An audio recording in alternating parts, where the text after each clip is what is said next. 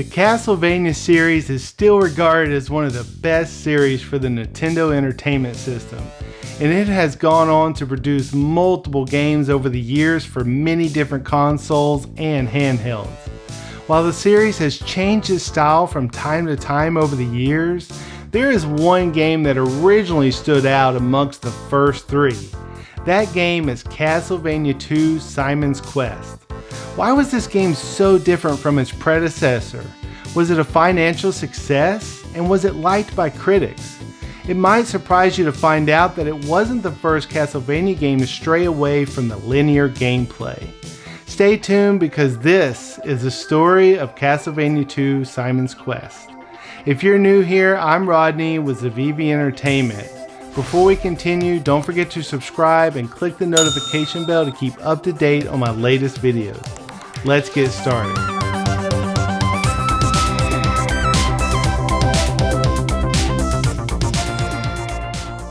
The Castlevania series by Konami would first release in September 1986 for the Family Computer Disk System, and due to its success in Japan was ported to the Nintendo Entertainment System a year later.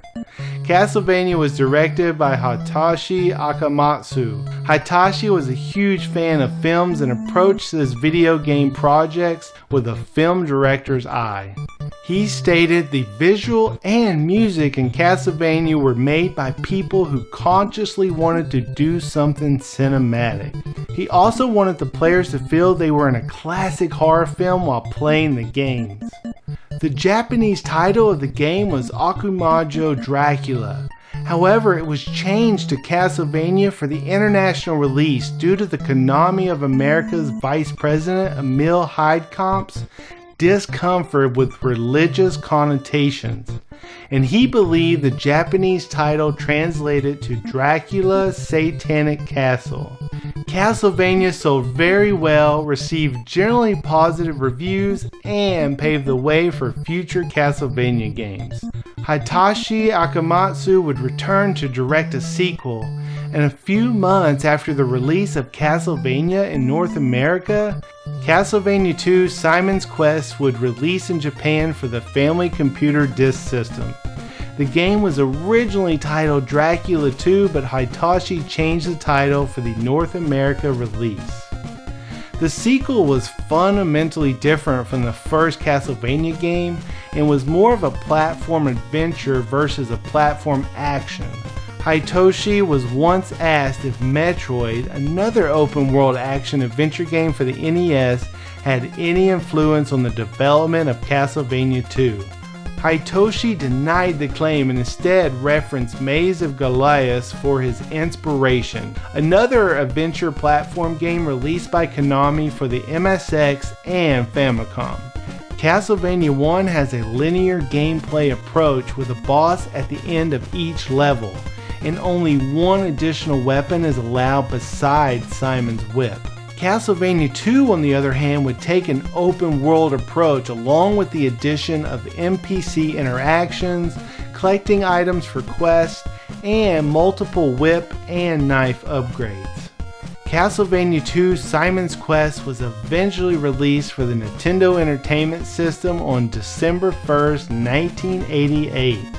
Due to the Famicom Disk System and NES hardware differences, Konami made multiple design changes between the versions of the game. While the FDS featured a built-in save feature, the NES did not, and a frustrating password system was implemented instead, which led to many kids writing down the passwords wrong and losing all of their progress. The FDS also had data storage limitations, which led to slow and extremely frustrating load times. The NES cartridges, on the other hand, had bank switching technology and solid memory, which led to faster loading times and more data space. The extra data space allowed the developers to enhance the game's music by adding percussions and rearranging the melodies. Listen to each game's music and you can clearly hear the differences.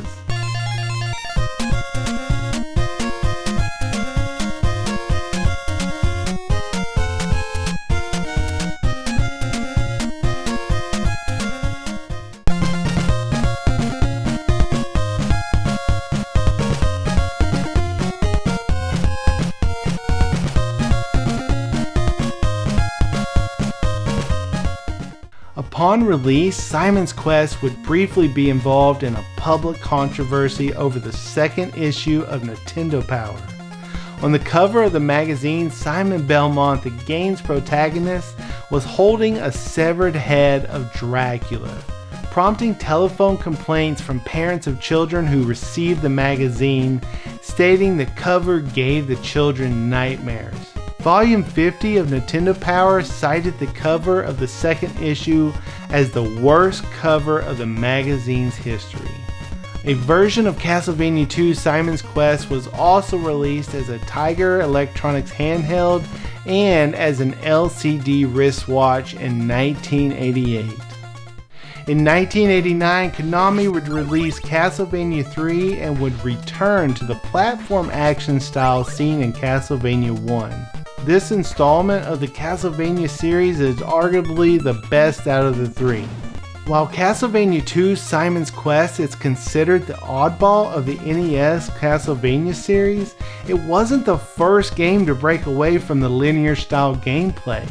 Vampire Killer was released before Castlevania 2 for the MSX2 home computer in 1986 and also used the non-linear style gameplay. Castlevania Symphony of the Night would draw inspiration from this non-linear style gameplay, and the assistant director Koji Akarashi stated the critical reaction to Simon's Quest and its gameplay allowed them to pitch Symphony of the Night to Konami. That's the story of Castlevania 2 Simon's Quest. It's a great game that sold very well and had many innovative ideas. Also, it led to the creation of one of my favorite games for the PlayStation, Castlevania Symphony of the Night. What's your thoughts on Castlevania 2 Simon's Quest? Do you feel like it's a classic for the NES or more of an oddball of the series? I personally love the game and played through it again recently and feel it still holds up as a great game with a few minor flaws. If you enjoyed this video, subscribe because it really helps my channel grow, and click the notification bell to keep up to date on my latest content. Click the thumbs up if you enjoyed the video. Thanks to all my current subscribers. Thanks for watching, and I'll see you next time.